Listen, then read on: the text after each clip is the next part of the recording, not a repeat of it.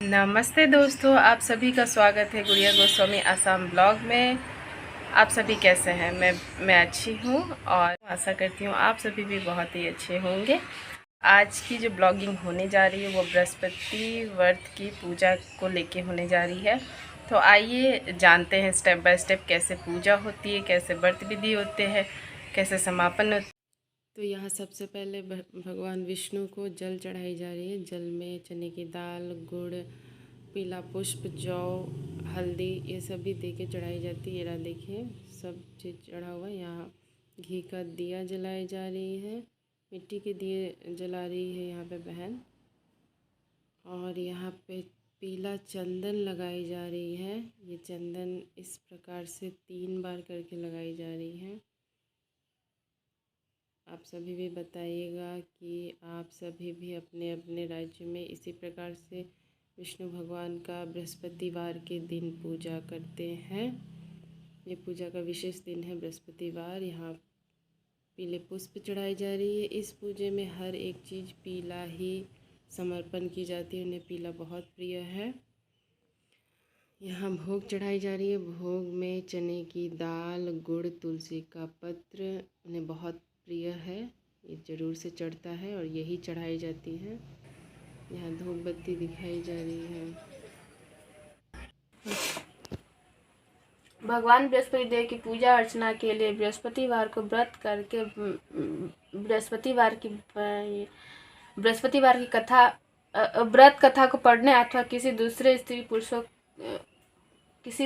स्त्री पुरुष द्वारा सुनने की प्राचीन परंपरा है। बृहस्पतिवार का व्रत करने और व्रत कथा सुनने से स्त्री पुरुषों की सभी मनोकामनाएं पूरी होती है। इस व्रत से धन संपत्ति की प्राप्ति होती है, निसंतानों को पुत्र प्राप्त होती है, परिवार में सुख शांति बनी रहती है, सभी आनंद पूर्वक रहते हैं। बृहस्पतिवार को सूर्य उदय से पहले उठकर स्नान आदि से निर्मित होकर भगवान बृहस्पति देव का स्मरण करते हुए व्रत का आरंभ करना चाहिए। उपासक को घर के किसी कक्ष में छोटा अथवा बड़ा पूजा स्थल बनाकर उसमें भगवान बृहस्पति देव की प्रतिमा की स्थापना करनी चाहिए। घर के समीप किसी मंदिर में जाकर भी भगवान बृहस्पति देव की पूजा की जा सकती है। भगवान बृहस्पति देव पीले रंग के पुष्प और पीले रंग के सामग्री को विशेष रूप से पसंद करते हैं, इसलिए स्नान के बाद पीले रंग के वस्त्र धारण करने का विशेष महत्व बताया गया है। पीले रंग के पुष्प, केले और पीले चंदन से भगवान बृहस्पति देव की पूजा का विधान है। बृहस्पतिवार के व्रत में उपासक को पूरे दिन में एक समय ही भोजन करनी चाहिए। भोजन में चने की दाल, बेसन और दूसरे पीले रंग के खाद्य पदार्थ का ही सेवन करना चाहिए। व्रत करने वाले पुरुष बृहस्पतिवार को दाढ़ी व सिर के बाल न कटाए। पूजा के समय भगवान बृहस्पति देव से जो मनोकामना प्रकट की जाती है वे उन मनोकामना को पूरा करते हैं। इस व्रत में व्रत कथा पढ़ने और श्रवण करने का विशेष महत्व है। बृहस्पति देव की कथा। प्राचीन काल में एक बहुत ही निर्धन ब्राह्मण था। उसकी कोई संतान नहीं थी। वह नित्य पूजा पाठ करता, परंतु उसकी स्त्री बहुत मलिनता के साथ रहती थी। वह न स्नान करती और न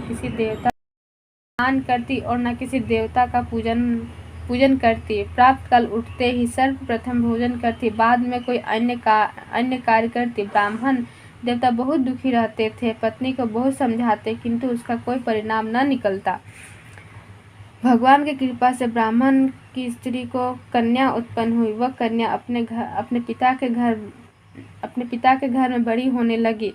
वह बालिका प्राप्त स्नान करके भगवान बृहस्पति देव का जप करती। वह बचपन से ही बृहस्पति देव का व्रत भी करने लगी। पूजा पाठ समाप्त कर स्कूल जाती तो अपने मुट्ठी में जौ भर कर ले जाती और पाठशाला जाने के मार्ग में डालती जाती। वही जो स्वर्ण के हो जाते तो लौटते समय उनको बीनकर घर ले आती। एक दिन वह बालिका सूप में उस सोने के जौ को फटककर साफ कर रही थी। तभी उसकी माँ ने देख लिया और कहा, हे बेटी, सोने के जौ को फटकने के लिए सोने का सूप होना चाहिए। दूसरे दिन गुरुवार था। इस कन्या ने व्रत रखा और बृहस्पति देव से प्रार्थना करके कहा, हे प्रभु, ये दो। बृहस्पति देव ने उसकी प्रार्थना स्वीकार कर ली। रोजाना की तरह वह कन्या जौ फैलाती हुई स्कूल चली गई। स्कूल से लौटकर जब वो जौ बीन रही थी तो बृहस्पति देव की कृपा से उसे सोने का सूप मिला। उसे वह घर ले आई और उसमें जौ साफ करने लगी परंतु उसकी माँ का वही ढंग रहा।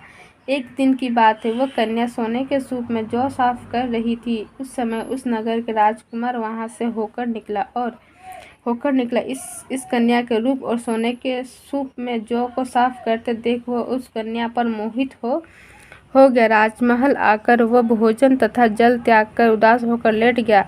राजा को जब राजकुमार द्वारा अन्न त्यागने का समाचार ज्ञात हुआ तो वह अपने मंत्रियों के साथ अपने पुत्र के पास गया और बोला, हे बेटा, तुम्हें किसी बात का कष्ट है? किसी ने तुम्हारा अपमान किया है अथवा कोई और कारण है? मुझे बतलाओ, मैं वही करूँगा जिससे तुम्हें प्रसन्नता हो। राजकुमार ने अपने पिता की बातें सुनी तो वो बोला, मुझे आपकी कृपा से किसी बात का दुख नहीं है। किसी ने मेरा अपमान नहीं किया है, परंतु मैं उस लड़की के साथ विवाह करना चाहता हूँ जो सोने के सूप में जौ साफ कर रही थी। यह सुन राजा आश्चर्य में पड़ गया और बोला, हे बेटा, इस तरह की कन्या का पता तुम ही लगाओ, मैं उसके साथ तुम्हारा विवाह अवश्य ही करवा दूंगा। राजकुमार ने राजा को उस लड़की का घर का पता बतलाया। मंत्री उस लड़की के घर गया और राजा का आदेश ब्राह्मण को सुनाया। कुछ ही दिन बाद ब्राह्मण की कन्या का विवाह राजकुमार के साथ संपन्न हो गया। कन्या के घर से जाते ही उस ब्राह्मण देवता के घर में पहले की भांति गरीबी का निवास हो गया। अब भोजन के लिए भी अन्न बड़ी मुश्किल से मिलता था। एक दिन दुखी होकर ब्राह्मण अपनी पुत्री से मिलने गया। बेटी ने पिता की दुख की अवस्था को देखा और अपनी माँ का समाचार पूछा। ब्राह्मण ने सभी हाल कहा। कन्या ने बहुत सा धन देकर अपने पिता को विदा कर दिया। इस तरह ब्राह्मण का कुछ समय सुखपूर्वक व्यतीत हुआ, लेकिन कुछ दिन बाद फिर वही हाल हो गया। ब्राह्मण फिर अपनी कन्या के यहाँ गया और सभी हाल कहा तो पुत्री बोली, हे पिताजी, आप माताजी को यहाँ लिवा लाओ, मैं उन्हें वो विधि बता दूंगा जिससे गरीबी दूर हो जाए। ब्राह्मण देवता अपनी स्त्री को साथ लेकर अपनी पुत्री के पास राजमहल पहुंचा तो पुत्री अपनी माँ को समझाने लगी, हे माँ, तू प्राप्त काल उठकर सर्वप्रथम स्नान करके विष्णु भगवान का पूजन करो तो सब दरिद्रता दूर हो जाएगी। परंतु उसकी माँ ने उसकी एक बात नहीं मानी। वह प्राप्त काल उठकर अपनी पुत्री का बच्चा जूठन खा लेती थी। एक दिन उसकी पुत्री को बहुत गुस्सा आया। उसने एक रात एक कोठरी से सारा सामान निकाल दिया और उसमें अपनी माँ को उसमें बंद कर दिया। प्राप्त उसमें से उसे निकाला तथा स्नान करा के पूजा पाठ करवाया तो उसकी माँ की बुद्धि ठीक हो गई। इसके बाद से वह नियम से पूजा पाठ करती और प्रत्येक बृहस्पतिवार को व्रत रखने लगी। इस व्रत के प्रभाव से उसकी माँ भी बहुत धनवान हो गई और बृहस्पति देवता के प्रभाव से स्वर्ग को गई। वह ब्राह्मण भी सुखपूर्वक इस लोक का सुख भोगकर स्वर्ग को प्राप्त हुआ। इस तरह कहानी कहकर साधु महाराज वहाँ से लोप हो गए। कथा समाप्त हो चुकी है। यहाँ भगवान विष्णु की आरती की जा रही है। घी के दिए से ही आरती की जा रही है। भगवान विष्णु हम सभी पर, आप सभी पर अपनी कृपा दृष्टि, दया दृष्टि बनाए रखें। और इस तरह से आरती ख़त्म होने के बाद 5 बारी आचमनी की जाती है। पूजा समाप्त हो रही है। पूजा समाप्त हो चुकी है और जो प्रसाद परिवार में देने के साथ साथ गौ माता को भी दी जाती है, यहाँ खिला